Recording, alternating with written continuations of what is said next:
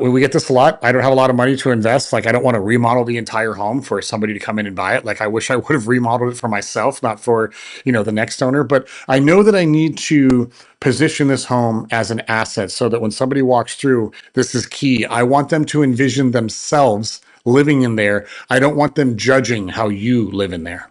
Right? I'll give that to you again. I want every client walking through the home, every potential buyer, I want them to walk in just like a model home, and I want them to immediately see how they're going to live in the home, not judge how you live in the home. Your furniture is probably amazing. The paint that you use, you probably love the paint. The way that you organize the home is probably unique to you, but that doesn't mean it's unique to everybody else. That's why staging is so important. So when you stage the home right and you remove all of the personality from the home, people get to envision it for exactly how the home lives, not how you. I can't tell you how many times I've been in a house for a client, hundreds of times, literally in 20 years, and the client leaves their photo wall up. What do you think every single buyer does when they walk in the home? They go right to the photo wall and they stay there for 5 minutes and they just look at every photo. Huh, huh, huh. And then they start asking questions. Ooh, do you think he smokes? Do you think that this? Do you think that like they and all these questions are they're not irrelevant, but you're causing the clients to ask the wrong questions. What they should be saying is like, hey, in this room, where would I put the sectional? Would you put the TV on this wall? Would you put it over here? Would you build something? Hey, what do you think if we took the island in the kitchen and we repositioned it this way? Hey, what if we blew out that back wall and put like, accordion doors in it? Those are the questions that people ask when they're envisioning themselves living in it. When you do this wrong and you leave and listen, I understand that you can't, if you're living in the home and it's not vacant and you can't professionally stage it, I understand that it's almost impossible to clean that thing out. I think it's totally okay, totally normal. We've done this before with countless clients where we completely neutralize the inside of the home and we just put everything in the garage. Because every buyer knows when they walk in the garage, like, okay, this is a 3-car garage. There's the water heater.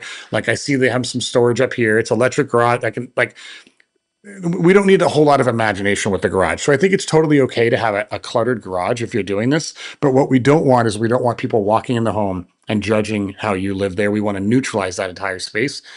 If you're worried about the paint color, just go white, right? There's a bunch of shades of white. I would go to Sherwin-Williams or Benjamin Moore and I would say, hey, what is the most, and we can advise on this if you're talking to us, but what is the most common, like modern luxury white colors that people are painting interiors of house? And I would paint the entire house that and be done with it because white is very easy to imagine in our minds. It's very easy for them to make decisions around that. I would do no browns. I would do no hard neutrals. I try to stay away from any dark colors right now. I would do everything as light as possible for 2 reasons. Number one, you can design on top of white or light gray very easy. Number two, they can always paint over it without having to do too much. We're making it super easy for the buyer to make a decision when they come in here.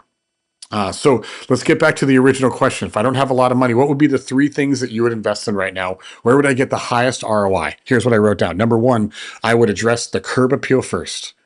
Very first thing I do. Make sure the lawn is as in perfect and best condition as you can put it in. I'd cut everything back. I'd make sure all the shrubs, all the plants, they're all perfectly manicured. I'd power wash the driveway. I would clean off the garage door. A lot of you guys don't realize that your garage door is probably filthy, like ours, because of wind and everything else, right? It makes a big difference. I'd spray down the front of the house if you're able to, if it's a type of frontage that you can do that. I would clean the windows, right? And you don't have to pay anybody. You can do this yourself. Go buy a $15 squeegee from Home Depot and, like industrial grade Windex that you can kind of spray on there and just squeegee off. It does make a big difference. If you have any foggy windows, our front door right now, we live right by the beach. Our front door, all the windows are all fogged up. If I was selling the home right now, we probably should replace it anyway. But I would replace all of those windows because it just like when they see things like that, it's like, oh, maintenance, money, money, money. We don't want them thinking maintenance, money, money, money. We want them thinking, where does my couch go? That's what we want them thinking. So number one is curb appeal. Number two, if it needs it, I'm not saying it does. If it needs it, we want to invest in interior paint. I said this earlier. I would just go white. I would not hire a designer and redo this. That's too much money. We don't need to do it. I would use high quality paint, like how Dunn Edwards has like 5 levels of paint. I would use their level 4. I wouldn't use level 5, the highest one. That's kind of pricey. But level 4, I would not use builder grade or contractor grade paint. That's a mistake. And I would just ask them, what are the 5 luxury colors of white that you're seeing people buy right now? and then get that. Number three, I would do staging. There's two types of staging we can do. Number one, the home is completely vacant. We're going to stage the kitchen, every living area, one bathroom, and one bedroom.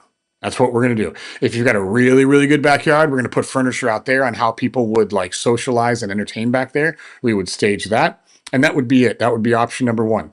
On a 2,000, 3,004, maybe even 5,000 square foot, depending on the type of furniture we did, depending on if the people have the ability to buy the furniture. There's a whole bunch of variables in this. This can cost anywhere from $2,000 to $15,000. And then most stagers, they'll either charge you half up front, half when it closes, maybe a little bit more up front, more when it closes. The more you pay up front, the cheaper it will be. The less you pay up front, the more of a premium you're going to pay at closing. That's totally normal. The second type of staging is for, I would say, probably 70% of our clientele that maybe is still living in the property.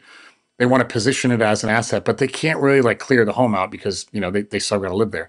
So in that case, we would still bring in a staging consultant. We deneutralize, or we would neutralize the entire property.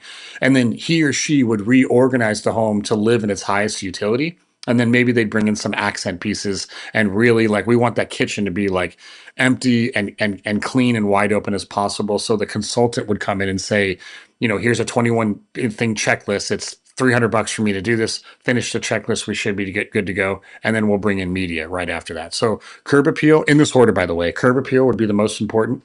Interior paint would be number two. Staging would be number three. I would not remodel kitchens right now. I would not remodel bathrooms. I would not remodel anything significant. I don't think that you need to do that right now. You can. It will make a difference. It 100% will sell your home quicker.